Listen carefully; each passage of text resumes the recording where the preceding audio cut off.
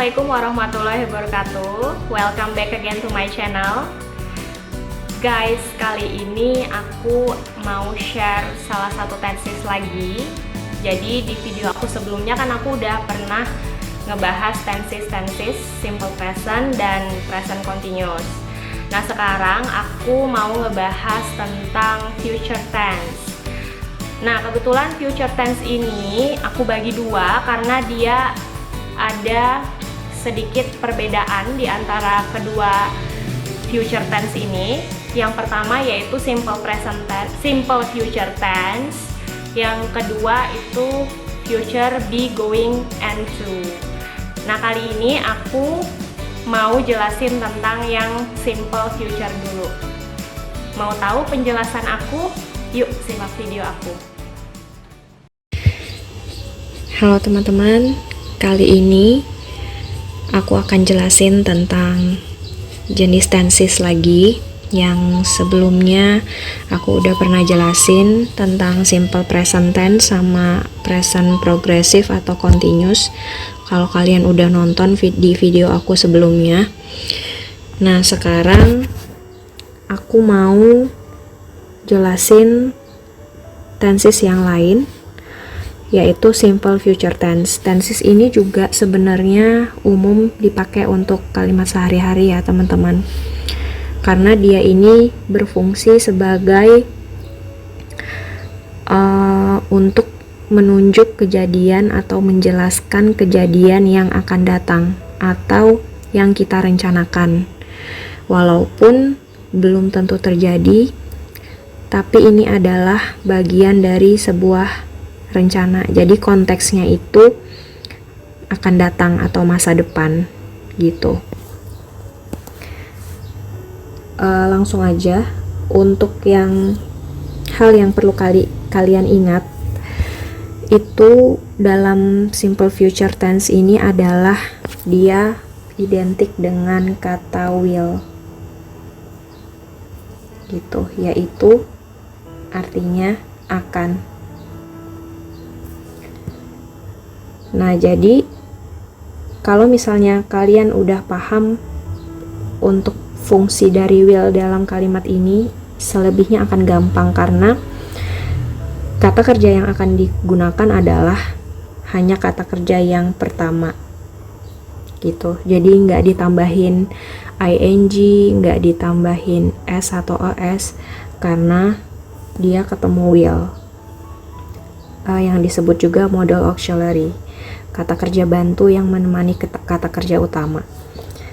Dan simple future ini aku bisa kasih contoh, misalnya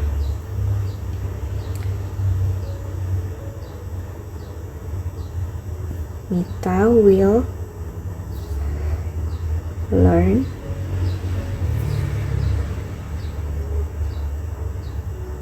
English tomorrow. Okay. Mita will learn English tomorrow. Mita akan belajar bahasa Inggris besok. Nah, untuk konteksnya ini dia belum pasti ya teman-teman. Jadi kita bisa menggunakan kalimat ini kalau keadaannya itu biasanya spontan. Jadi belum ada rencana yang matang banget, belum ada rencana yang dipersiapkan banget.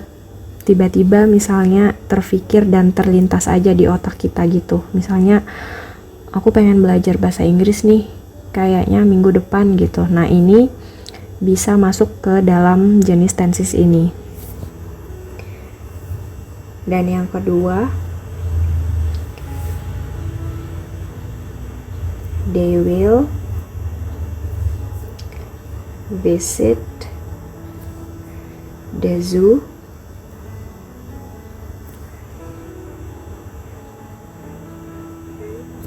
in downtown.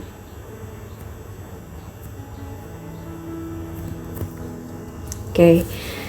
Nah, yang kedua ini, they will visit the zoo in downtown. Mereka akan berkunjung ke kebun binatang di kota. atau di tengah kota. Nah, bisa kalian lihat ya, di sini tidak ada perbedaan sama sekali untuk kata kerjanya yang biasanya identik dengan subjeknya. Jadi untuk simple future tense ini gampang banget teman-teman, sama seperti istilahnya ya, simple. Dia sederhana sekali, hanya menggunakan will dan kata kerja pertama, nggak perlu dikasih apa-apa karena udah ada will. Dan ini berlaku untuk semua subjek, mau subjeknya tunggal apa ataupun jamak, dia tetap polanya seperti ini. Jadi ini mudah sekali kalau kalian ikutin polanya.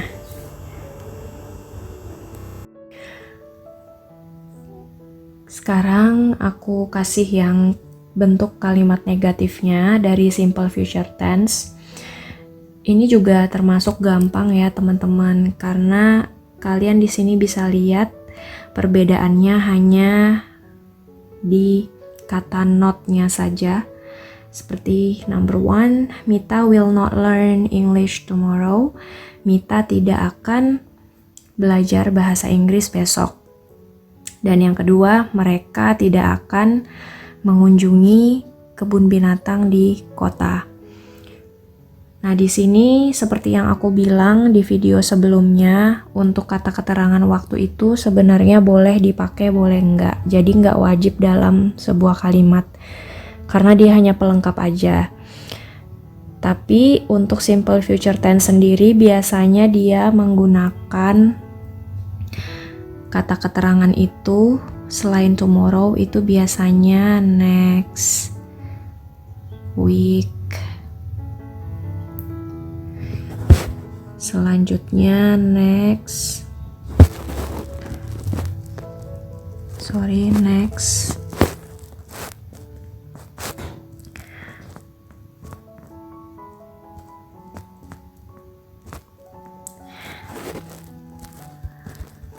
next month, next year, dan lain-lain, yang artinya minggu depan, bulan depan, dan tahun depan. Nah, jadi ini polanya hanya seperti ini.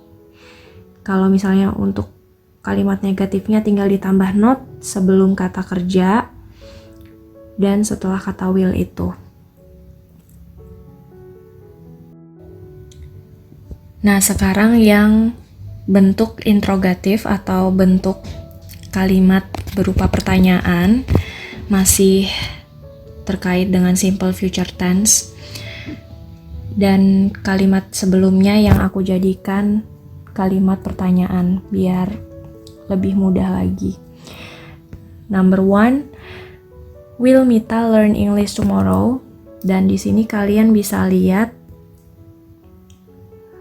will-nya ditaruh di depan, sama seperti tenses-tenses sebelumnya yang kalau bentuknya pertanyaan itu biasanya ada yang ditaruh di depan. Nah, kalau untuk simple future tense ini yang will-nya yang ditaruh di depan atau di awal kalimat. Will Mita learn English tomorrow? Apakah Mita akan belajar bahasa Inggris besok? Dan yang kedua, will they go to the zoo in downtown? Apakah mereka akan pergi ke kebun binatang di kota? Nah, jadi hanya posisinya aja yang diubah ya teman-teman. Selebihnya itu nggak ada yang berubah, nggak ada yang ditambah. Dan ini gampang banget. Nah, untuk kata keterangan waktu yang tadi aku bilang itu bisa pakai next week, next year, next month. Itu juga bisa disesuaikan dengan waktu yang memang akan kalian gunakan. Misalnya kalian juga bisa menggunakan nama-nama hari seperti next Monday gitu, atau next Sunday, next Friday, seperti itu. Dan harus yang artinya juga akan datang, seperti itu. Atau bisa juga misalnya 1 week later gitu, 1 minggu kemudian. Tapi biasanya kalau di kalimat-kalimat sederhana biasanya mereka soalnya pakai next gitu, yang artinya akan datang.